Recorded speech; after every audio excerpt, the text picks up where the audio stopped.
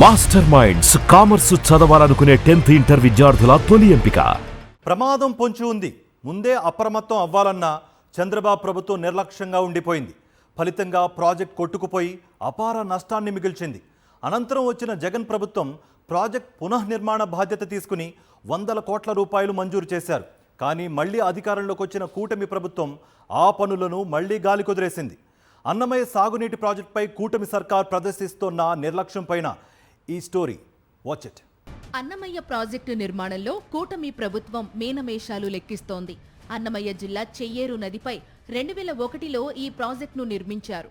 2021లో వచ్చిన భారీ వరదలకు మట్టికట్ట కొట్టుకుపోయింది. అప్పటికే ప్రాజెక్టు గేట్ల నుంచి మట్టికట్ట వరకు స్పిల్వే సరిగ్గా లేదని నివేదికలు అందినా చంద్రబాబు ప్రభుత్వం పట్టించుకోలేదు.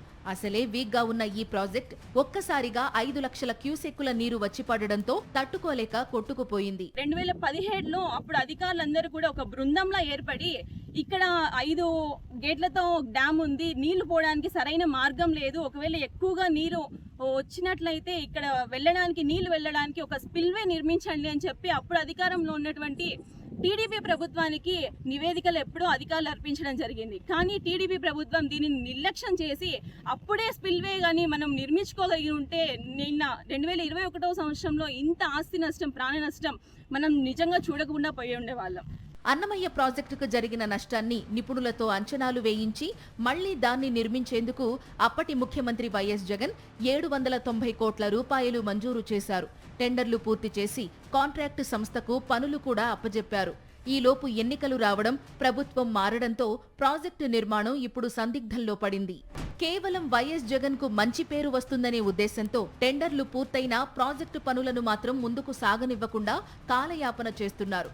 వాస్తవానికి గతంలో ఉన్న 5 గేట్ల స్థానంలో 14 గేట్లు ఏర్పాటు చేసి అత్యాధునిక సాంకేతిక పరిజ్ఞానంతో ప్రాజెక్టును రూపకల్పన చేశారు.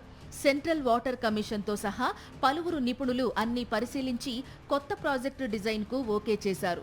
అన్నీ అయినా నిధులు కూడా మంజూరు చేసినా మళ్లీ పరిశీలనలు, నివేదికలంటూ కమిటీలు వేస్తూ కూటమి సర్కార్ కాలం గడుపుతోంది. ఇటీవల రాజంపేటలో పర్యటించిన సీఎం చంద్రబాబు, మీరు నాకు ఓటెయ్యలేదు, నేను మీకు ఎందుకు పనులు చెయ్యాలని మాట్లాడారు. దీంతో ఈ ప్రాజెక్టును పూర్తి చేస్తే తనకు కాకుండా వైఎస్ జగన్ కు పేరు వస్తుందన్న కారణంతో కాలయాపన చేస్తున్నారనే అనుమానాలు వ్యక్తమవుతున్నాయి. దాదాపు 800 కోట్ల రూపాయలతో గత ముఖ్యమంత్రి జగన్మోహన్ రెడ్డి టెండర్లు పిలిస్తే నువ్వు మళ్ళీ దాన్ని రద్దు చేయడం ఏ విధంగా నువ్వు ఆయనకి ఏదో క్రెడిట్ పోతుంది, ఆయన పాత టెండర్లు అనే ఉద్దేశంతో నువ్వు రద్దు చేయడము ఇది చాలా దుర్మార్గమైన చర్య. నాకు తెలిసి మీరు ప్రజలకు ఎంతవరకు మేలు చేసి నీతి నిజాయితీగా ఉంటారంటే ఆ వర్క్ను కంటిన్యూ చేసి ఉంటే దాదాపుగా ఇప్పుడు 50% డ్యామ్ కంప్లీట్ అయ్యేది. నిర్మాణంలో లోపాలు, నిర్వహణ లోపాలతో ఈ ప్రాజెక్టు ఎప్పుడూ కునారిల్లుతూనే ఉండేది. చంద్రబాబు ముఖ్యమంత్రిగా ఉన్నప్పుడు మరమ్మతుల పేరుతో జేబులు నింపుకున్నారే తప్ప చేసిందేమీ లేదు. ఫలితంగా వరద ఒక్కసారిగా రావడంతో ప్రాజెక్టు తెగిపోయింది. వైఎస్ జగన్ పక్కాగా ప్రాజెక్టు నిర్మాణానికి అన్ని బాటలు వేస్తే కూటమి సర్కార్ మాత్రం ఒక్క అడుగు ముందుకు వేయడం లేదు.